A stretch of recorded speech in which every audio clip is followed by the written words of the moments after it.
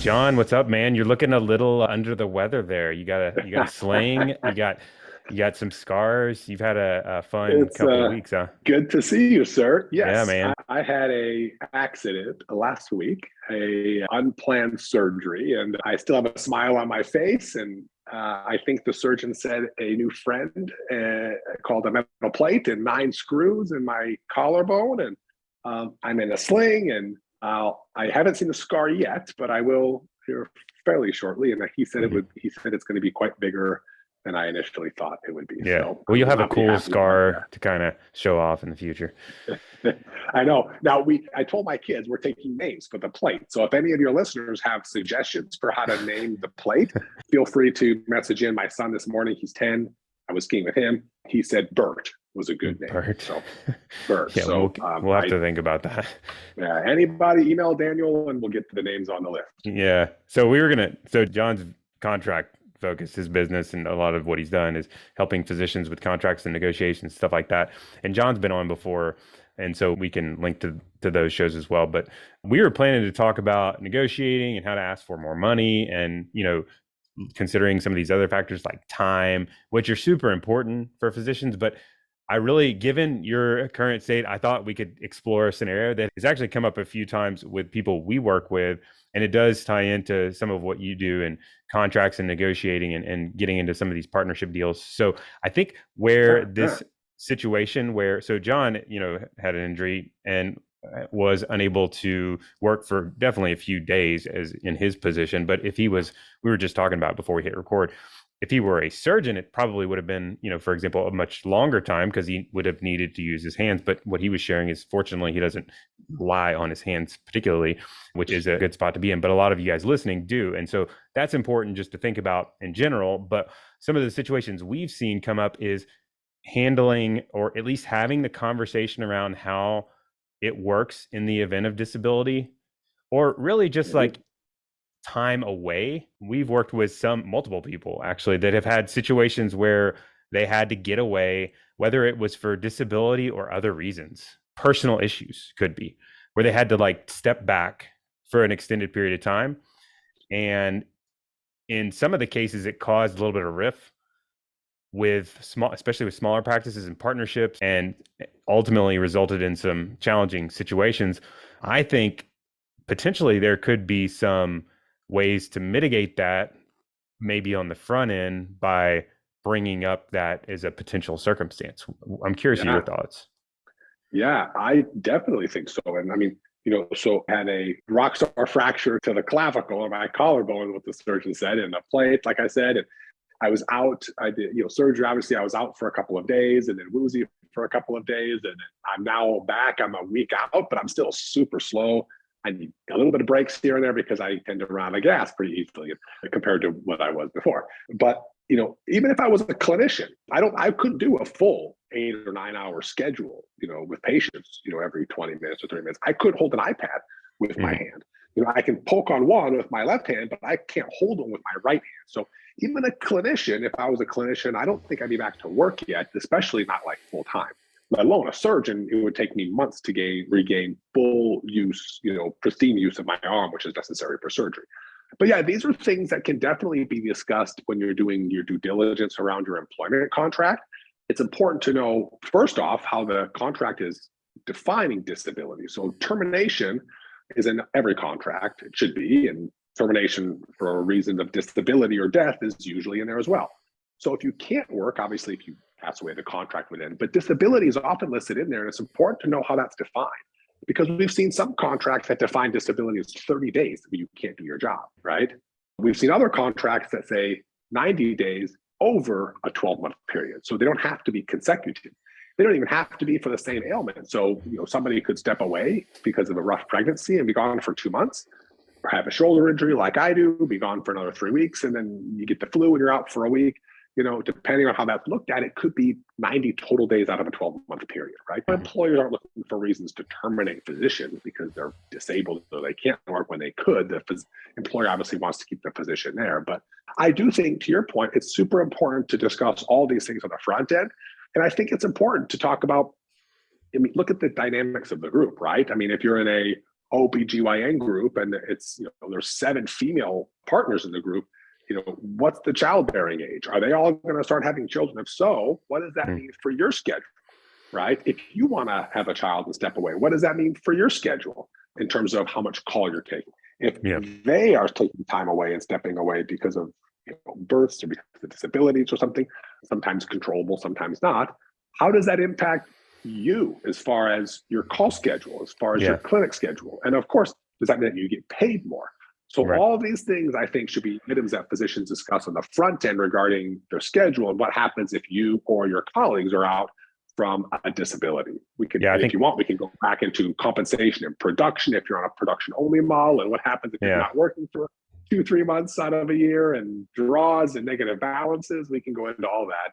I think the paid time off is a good kind of segue to go that direction, because it that's like your choice to not work, but maybe because you're hurt and maybe for a short period of time. But I've had that come up several times recently with families we work with one-on-one. And one instance was this person was talking about how his hospital is in a little bit of hot water with the negotiations with their group, that they basically didn't offer them any paid time off or took it away during COVID, and also took away the RVU based compensation, or decided against implementing it, I think was exactly how it happened. But either way, they're basically getting kind of stiffed by the hospital, which the hospital is always, the hospitals are not looking out for your interest most of the time, but that doesn't surprise me much. But the hospital essentially, the part about PTO, I think was, crossing the line of the law, and, they didn't do what they were legally supposed to do. So that's going to be something they'll have some leverage on. But I think the issue, and then another example of a family we work with, this has all been in the past week, mentioned PTO and had said that since he's earning, quite a bit of RVU-based compensation, it kind of doesn't feel like a thing for him, because most of his comp ends up being tied to the RVU-based compensation anyway. So it's more like he works when he works and he doesn't when he doesn't. And so he ends up taking no time off kind of in this current state. We see, when we negotiate contracts for a physician, we're on the phone with employers a lot, clarifying, between the way a contract can be worded, right? A contract can say you'll have vacation time, you'll have 3 weeks of vacation time, or it may say you'll have PTO, paid time off, or it may say you'll have, what's one that we've seen? There's a big employer that uses one, I think it's called available time off, ATO, right? Available time off. So you call them up and we negotiate. Oh, it's not available. What's the time off policy? They say, well, they have available time off, not paid, right? So they have the availability to block themselves off on the schedule for up to so many weeks per year, but you don't get paid for it. Yeah. And so again, it all comes back to that policy of the employer. So if you are out of work for 3 days or for 5 days or for 3 months or 5 months, what's the policy? Is it to burn all of your vacation as paid? And then is it to use short-term disability, and is it to go unpaid? Is it to, if you don't have PTO or any paid leave because you're on production only, you jump right into a deficit? So if you're on a draw, right? If you're at 80% draw on a rough estimate on a guaranteed pay per year, do they keep drawing at the 80%? And if they do, then what happens if you're producing 0, but they're still drawing you at 80% of what they think that you'll do per year?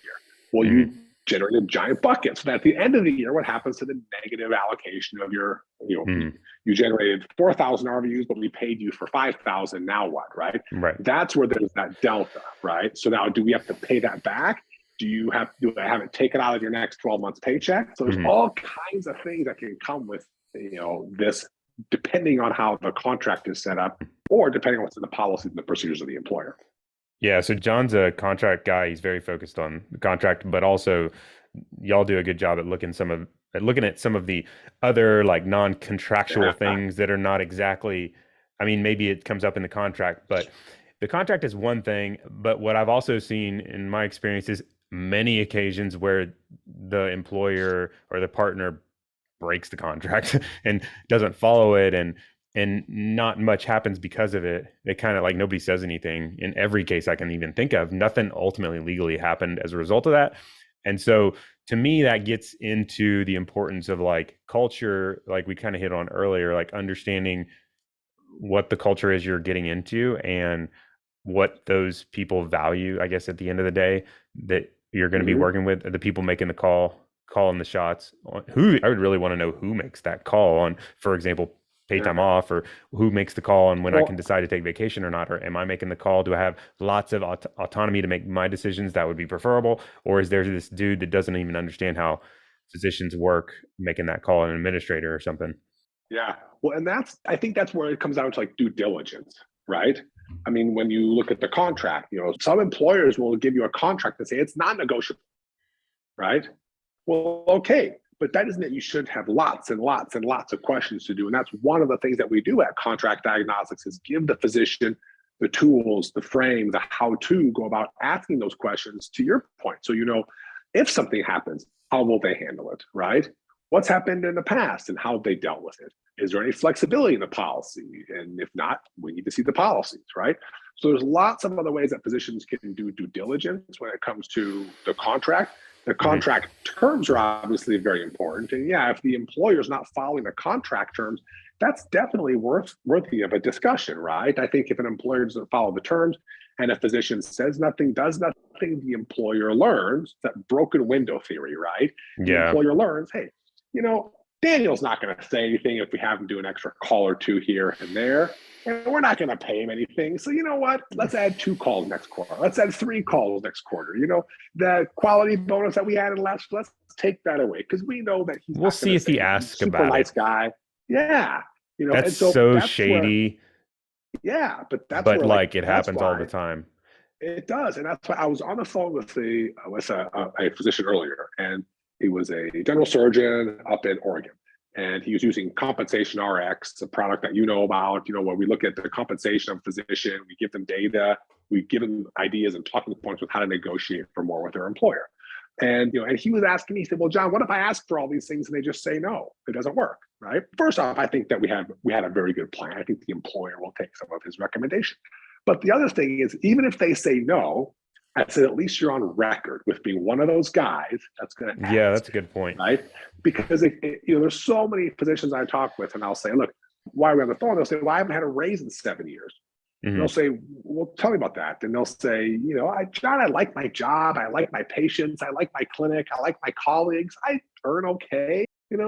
And Hmm. and then we'll actually look at their numbers, and they're producing 75th percentile RVUs, and they're earning 50th percentile. So we'll call the Hmm. gap, and they'll have us do a negotiation. We'll call their employer, and the employer's like, oh yeah, Dr. Smith, fantastic gal. She's great with patients. Everyone We're loves making her. so much And money off of her. yeah, and we'll say, well, you know that she's earning 75th or producing 75th and paid the median.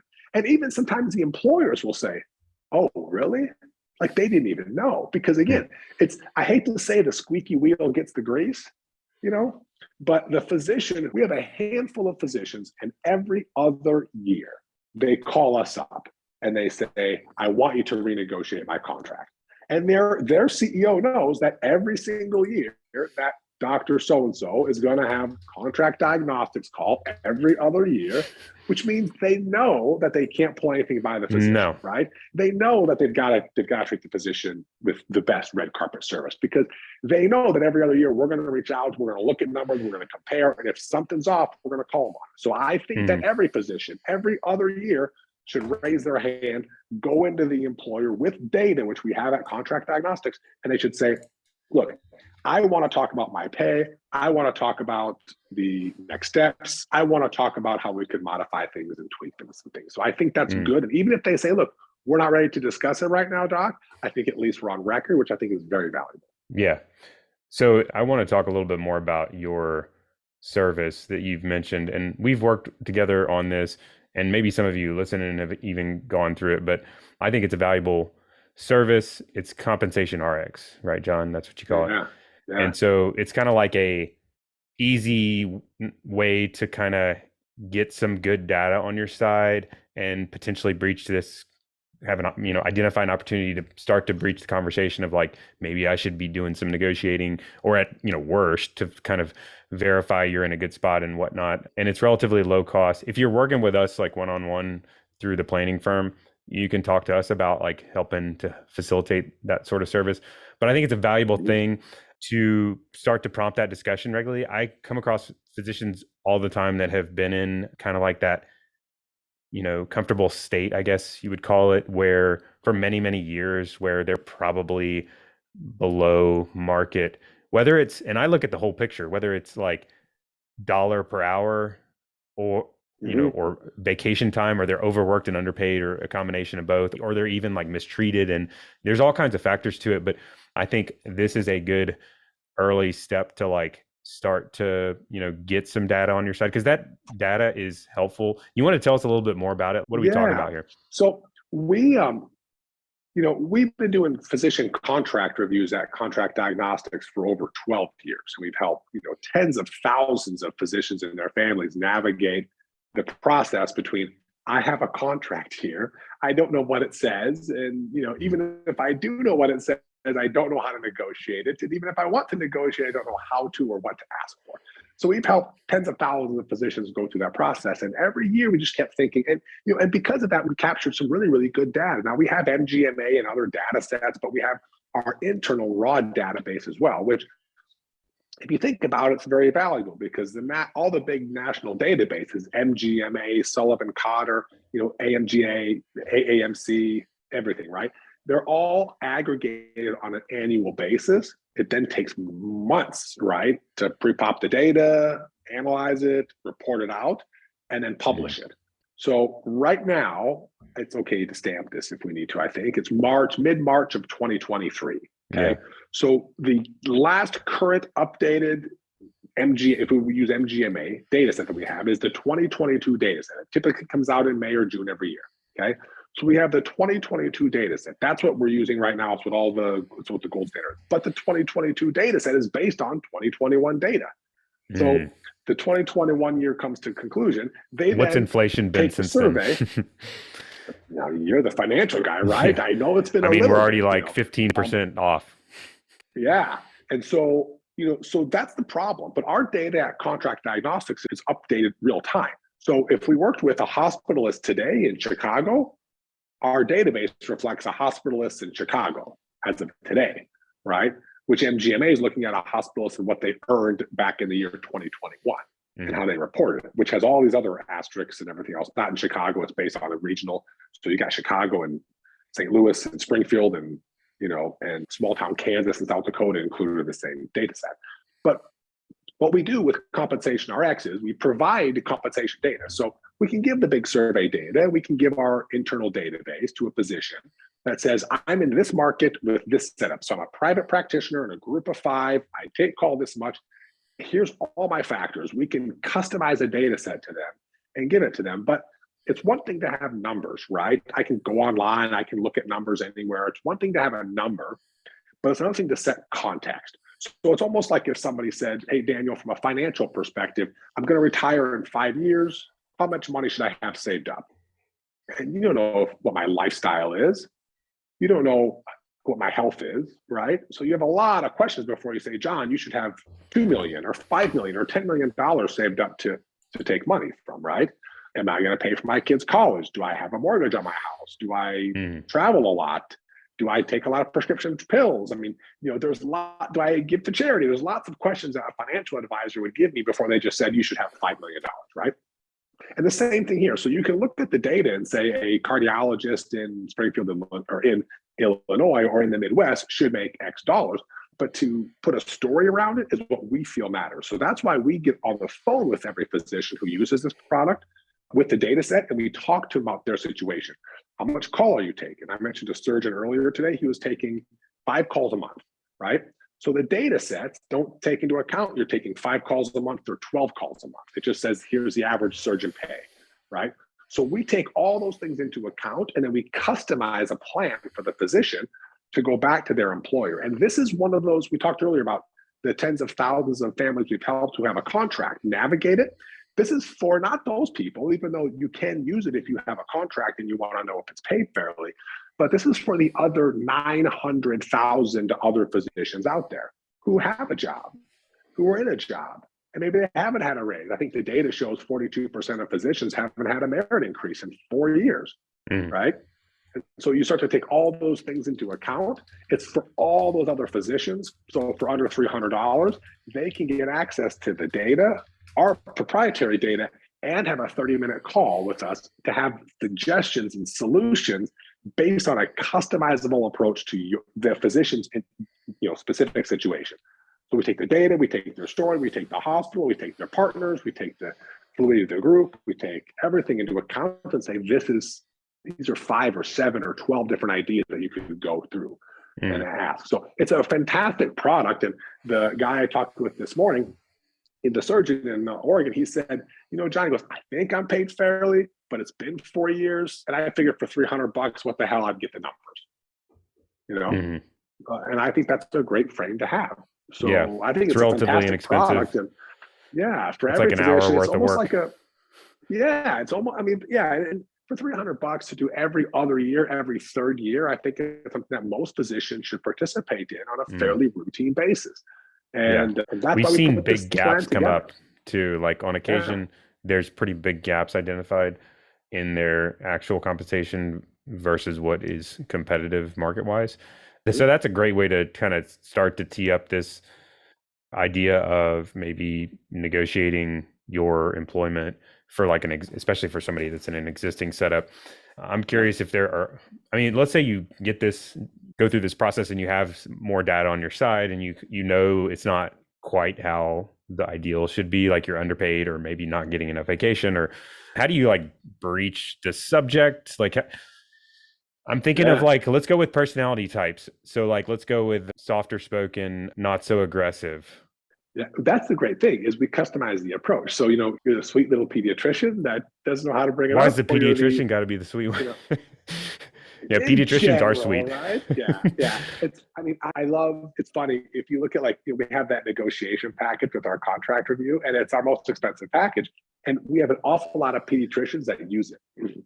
Yeah. It's valuable. Less, but they use it because, we'll say, look, you should really ask for $5,000 more.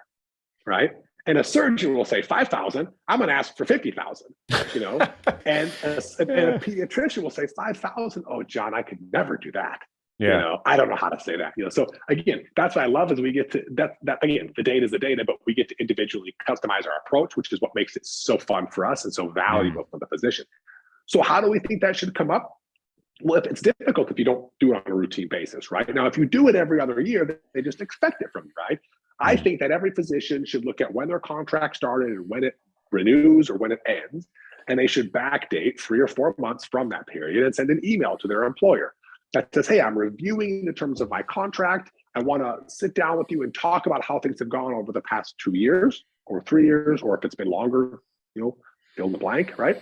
I'd like to discuss, overall the contract, the setup, the compensation, my productions, and gather some feedback from you on what I could do to be more efficient. And I think you bring it up in 2 different ways. One, it's you want to talk with them to get feedback, right? Are there things that you're doing that you could be doing better? Maybe there's referral patterns that you could be making that would be more beneficial to your patients and your colleagues. Maybe there's an efficiency in the clinic that you could do, that you could tweak, that you could see an extra couple of patients a day.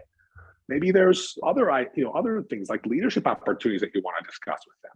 Maybe there's something as small like I'd like to have better access to an ultrasound machine. But you're kind of put it in the frame of like, how can I help you? Yeah, I think how do I help you? Because a lot of people approach that and they're like, how can you help me? Yeah, and they're very. I think if you just send them an email and you say, dear boss, in essence, right? I want $50,000 in a bonus. I want $4 more on my RVUs, and I want to get paid extra $500 per call. Yeah, send. I don't think that's a good frame to have, right? And that's where I think like a personalized approach is beneficial, because whether you are the cardiac surgeon that started 5 programs and you're 68 years old and you want to refresh your contract at the last institution that you're hoping to retire from, I think that's a different story than is the pediatrician who didn't make partner last year. And they don't know why. And they didn't get a raise. And their contract maybe even expired 6 months ago. And they don't know how to go in and talk about it, right? So those are the things that we specialize in, is helping the physician understand the situation, what's fair, right? And again, sometimes a surgeon will say, I want $50,000, and we'll say, I encourage you to ask. But 30,000, I can sit here and put a case together for why 30,000 is a good number to ask for. If somebody says, why would I give you 50? I can't put that case together because of the story and the data. But if you want to ask for 50, go right ahead.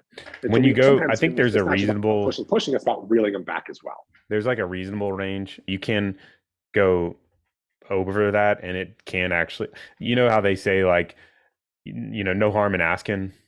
But I kind of disagree with that. Like, there is some harm if you get too aggressive and you go too high. It can cause a little bit of negative reaction, especially if they're like, I wouldn't even give you any raise, and you're asking for a massive raise. I mean, so you have to.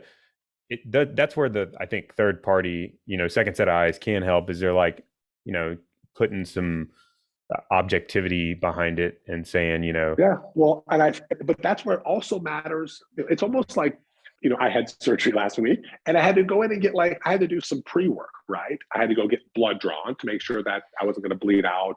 My blood pressure was okay. I had to have an x-ray. I had to do EKG, I think, to make sure my heart was healthy enough to go undergo anesthesia and surgery and everything. So you have to go, it's like, okay, you have to kind of see where you are and then take that step, right? And I think if you just go in and say, look, I want 20 grand more. Okay, why? I think if you can go in there and say, look, I am producing 500 RVUs per month. My partners on average are producing 430, and the median for MGMA is, 410. I'm producing at this, but I'm getting paid at that. I'm doing more call than on average. I'm doing this. These are the reasons that I would like to request this, right? And obviously it helps if you're a hyper producer. We have people that call us up and they'll say, Jon, I'm making X dollars per year and I'm producing Y RVUs. And I'll be honest with them and I'll say, look, I think you got a good deal. And they'll say, well, but I want more money. And again, to your point, like maybe it's like you can ask, but I'd much rather have you ask for these three things because they make more sense and they're reasonable. I don't want the employer to look at you as some unreasonable person who's demanding and you haven't earned it. Because if I'm that employer, I can look back at you and say, look, why would I pay you more? You're producing at the 40th percentile. Why would I pay you at the 70th percentile? Well, my colleague makes this. Well, yeah, your colleague's producing a lot more than you, or taking a lot more call, or has 20 years of experience, or speaks a second language, or has an advanced fellowship under their belt. So I think that's why the story matters, and you can't just look at numbers and say the average is this, therefore I get this. I think that's why the story matters, which is what we do, taking into account with CompRx and our contract review packages, of course. Is it worth getting an offer at another place just to have some comparisons? Touchy situation. So not that I don't like that. I think it depends on the story. So if you're in a small town, can be. But again, if your employer knows that you're out interviewing, and now all of a sudden your partners know you're out interviewing, and then you decide to stay, that can have downstream effects. That's why the whole story. You're right. I mean, the whole story is super important because or maybe they're like, we don't totally vibe with you, but maybe you wanted to stay there, but you were just doing it only for the money. And they could see that as like this dude's 50-50 and we're just going to go ahead and cut ties because we have somebody else. I mean, like it could go negative. It's kind of like asking for way too much money. Yeah, I'm the employer. Why would I invest in you if I know you're going to be kicking tires and looking at other opportunities? I want people in my organization that want to be here. I want to give the red carpet treatment to those who I think want to be here. Right. And ideally, if you're saying I want to be here, then maybe you're not one of those people. So I think that's where. Now, I do think again, it's not that it's not an effective strategy, right? I think it's always good to be searching job boards. I think it's always good to be keeping your nose out there, smelling what's going on as far as competitors, colleagues, other markets, et cetera. I think that's a very, very important thing to do. But depending on the situation, would I be interviewing across town, knowing that you're likely going to see somebody that on that interview? Right, it's likely going to make it out into the into the community that that Dr. So and so was interviewing at competitor A, so that may be okay, and it may not be. But I think it's But again, it can also be an effective strategy if you're getting paid less and you request more, and they say the answer is no. I think you can say, okay, you may force me to look at other options. Right. Well, it could be you could have a good story. They know that you're only looking because you feel like you're underpaid based on market value. Yeah. and you're only looking to be paid at market value. Now, again, some institutions, they have a good brand, right? A national brand that everybody knows and everyone wants to work at. They may say, look, we don't have to pay you more because we can replace you. So, right. So you have to be go careful. ahead, leave. So I think the answer is yes to all the above, but I do think the story matters based on each individual situation. I think something that's coming up more and more that I'm seeing is it kind of goes in with the burnout and frustration and physicians with the system. But people are more and more, I'm hearing physicians say, like, I don't really need or want more money. I need more time or space, or even just like the system is terrible. Like, I need some solutions. Like, they're not solving these problems that I'm bringing up. So like, whether it's time away or like problems in the system, how would you suggest like dealing with those? So I just read an article yesterday, by the way, on how physicians are starting to look at things a little bit different. It's not all about more money, more work, right? We're starting to see more job share opportunities here at different employers. We are seeing burnout. Burnout, I still think, is something that employers say, they don't necessarily do, but we are seeing some employers put policies in place for burnout. Yeah. What was the question again around? I mean, how do you ask? Like, so let's say I'm working somewhere and I'll just paint the picture. My employer, I'm frustrated. And maybe I can't put a pin on it other than the system. It's just, I'm not doing healthcare how I wanted to. And my company, maybe they have a burnout policy, but it's like I go see a burnout guru that tells me I need to meditate and take a break and I'm good. And it's all kind of put on me. And that's pretty annoying.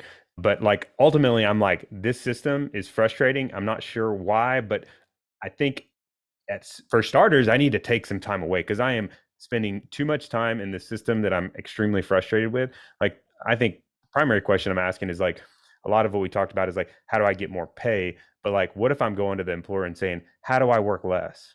And I've had lots of people bring that up to their employers, and the employers are like, we got nothing.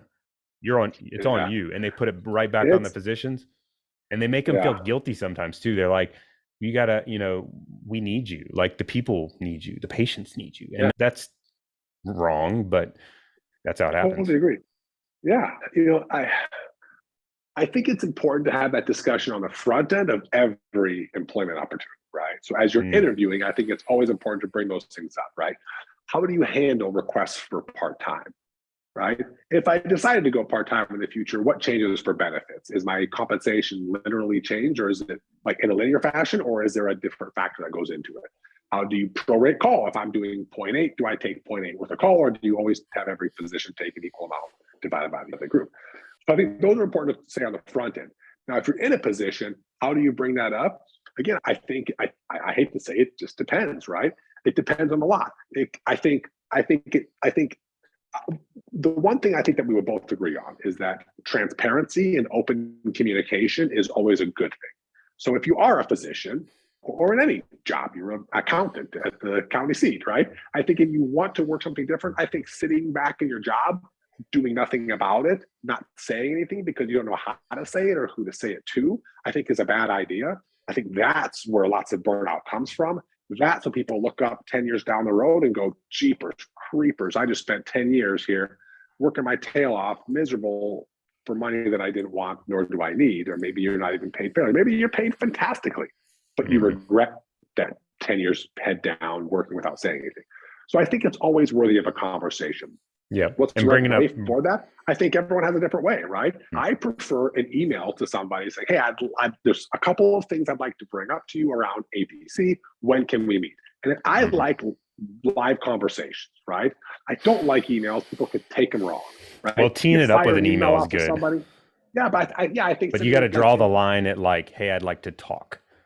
Yeah, I would like to discuss my future with the group and the clinical schedule I'm currently expected to have. Yeah, right? Long emails usually don't go well.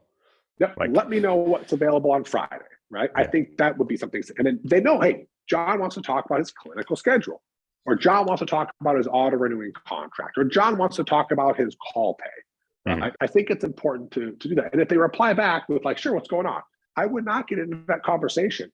I could tell you and I could do 25 podcasts on horror stories around email communications with employers, right? Yeah. I mean, same thing with you. I know, I mean, something that we don't suggest. I think starting it out though, thanks in advance for your time. I mean, being very cordial, I mean, I think all those things are important, but I think a live conversation, if you're at the employer, is super important. Mm-hmm.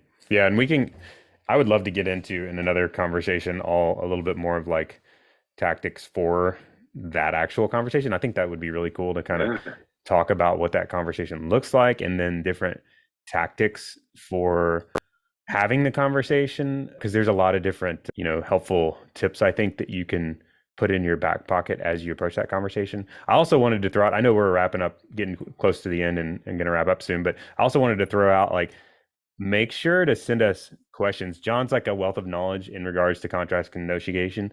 So if you all have questions, I want to put John on the hot seat and get some of these questions out there and really like drill into it. And please send me questions that you have, even if it's like on your specific contract. We can dig into things. I'll put my email in the show notes for you to you'll see that right away.